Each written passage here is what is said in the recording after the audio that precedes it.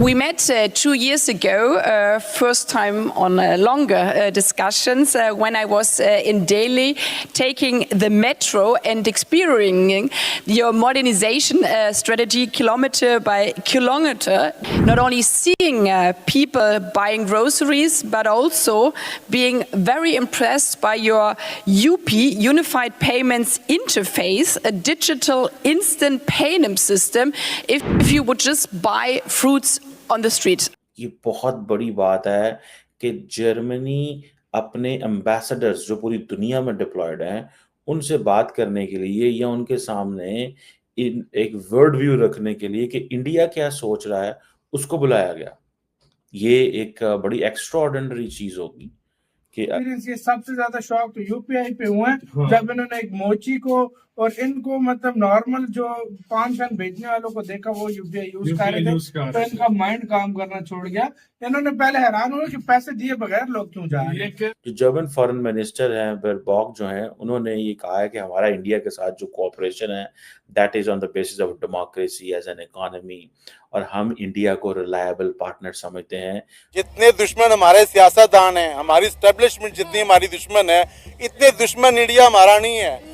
India ने कब आगे यहाँ धमाके किए हैं मुझे बताएं, कौन सी राह इधर आई हुई है, कौन से उनके मुजाहिदीन इधर आए हैं मुझे बताएं। भाई उनके फॉरेन मिनिस्टर ने साफ साफ मना कर दिया कि हम तो पाकिस्तान से बात करना भी पसंद नहीं करते। हमारे इधर एक गांव में कहता है 4G आ रहा है। हाँ, गांव में आप बिलीव नहीं करोगे, इधर मोस्टली मैं विलेज की बात कर रहा उधर नहीं हूँ, आता। मतलब आप 80% विलेज बोल सकते हो, उधर 3G भी नहीं आता। आपको पता है उधर नेटवर्क इतना इशू होता है। जय हिंद दोस्तों, जर्मनी की विदेश मंत्री को भारत की अद्भुत टेक्नोलॉजी और नए भारत के मॉडर्न स्वरूप की तारीफ करते हुए देखकर पाकिस्तानियों को चींटियां लग रही हैं, क्योंकि इसी जर्मनी के नागरिक पाकिस्तानियों को भरपूर गालियां दे रहे हैं। मोदी ने नहीं बांधी, इंशाल्लाह शहबाज शरीफ ने भी पास ही रखी हुई है। अच्छा। वो भी जल्दी निकलने वाला है, बड़े मियाँ निकल गए हैं। अच्छा। इसने भी निकल जाना है।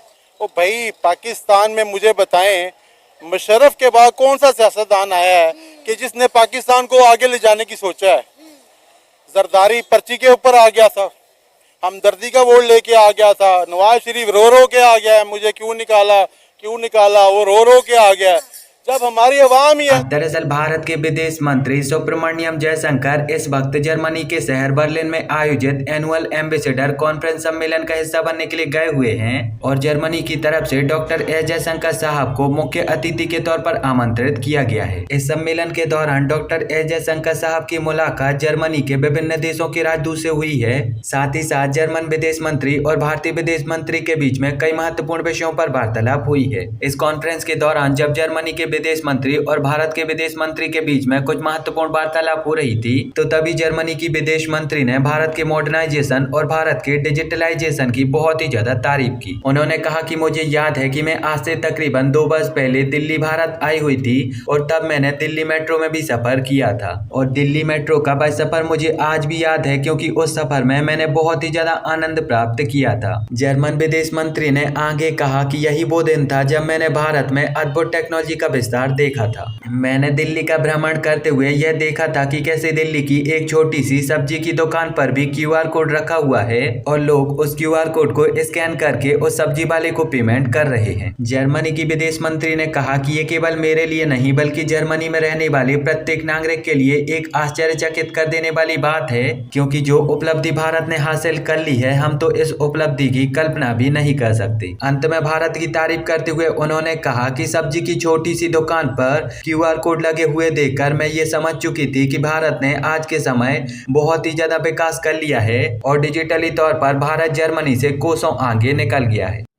दोस्तों भारत के minister for external affair doctor Jaishankar Germany में है और बड़ी एक इंटरेस्टिंग चीज हुई है कि जर्मनी हर साल एक हेड ऑफ जर्मनी मिशन जो होते हैं उनको बर्लिन बुलाता है और उनको बताता है कि जो फॉरेन पॉलिसी फ्रेमवर्क क्या है और उस कॉन्फ्रेंस में जो जर्मन एम्बेसडर्स होते हैं या कॉन्सुलेट्स में लोग होते हैं या जर्मनी के लोग जो इंटरनेशनल ऑर्गेनाइजेशंस में होते हैं उनको 3-4 दिन रखा जाता है जर्मनी के अंदर ताकि उनको बताया जाए कि जर्मनी अब क्या सोच रहा है।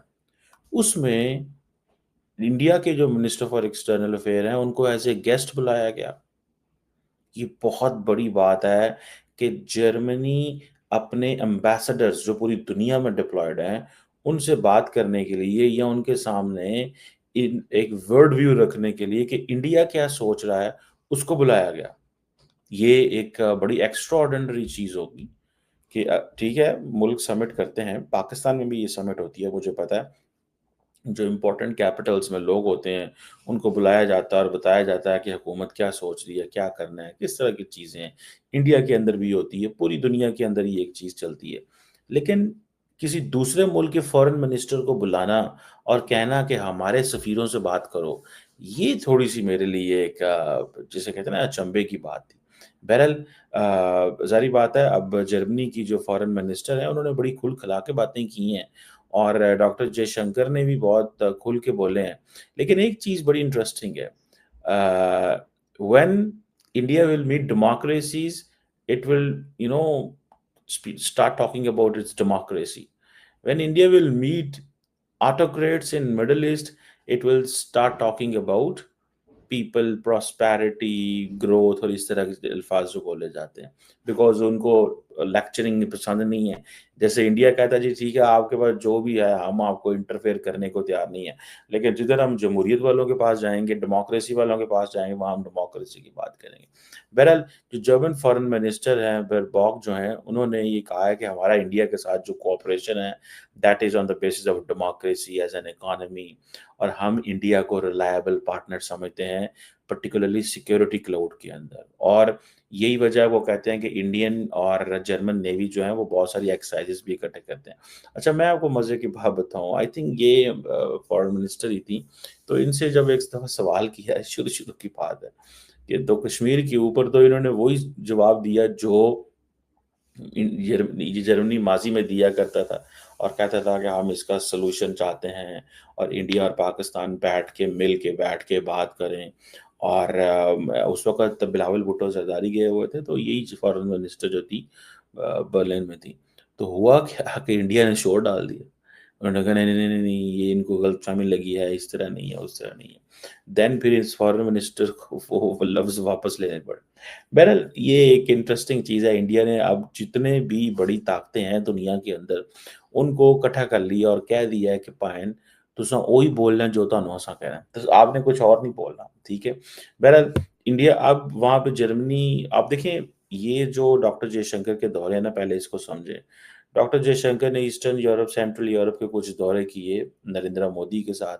अब वो जो बड़े इम्पोर्टेंट प्लेयर्स हैं, जर्मनी है, स्विट्ज़रलैंड है, इनके साथ एंगेज करना चाह रहे हैं और प्योरली बिज़नेस टर्म्स में। और मज़े की बात ये है कि Ukraine, Gaza, Indo Pacific, UN reforms, India के लिए द मोस्ट इम्पोर्टेंट